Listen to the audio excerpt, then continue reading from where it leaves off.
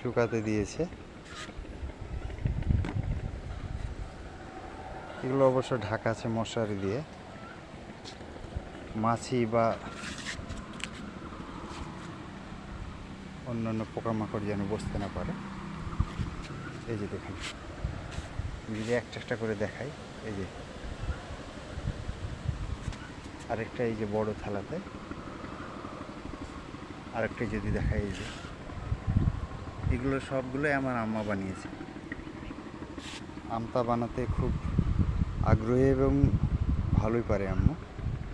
এগুলো আমগুলো, পাকা আমগুলোকে কেটে এগুলোকে আবার সেদ্ধ করে চুলায়, সিদ্ধ করার পর এগুলো আবার রোদে শুকাতে দিতে হয়।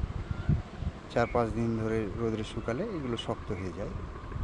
শক্ত হওয়ার পর এগুলো খেতে অনেক টেস্টি হয় এবং এগুলো সারা বছরই রাখা যায়।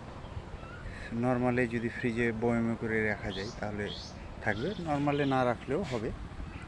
অনেকে আবার ডিপে রেখে বয়মে করে বা কোটাতে করে।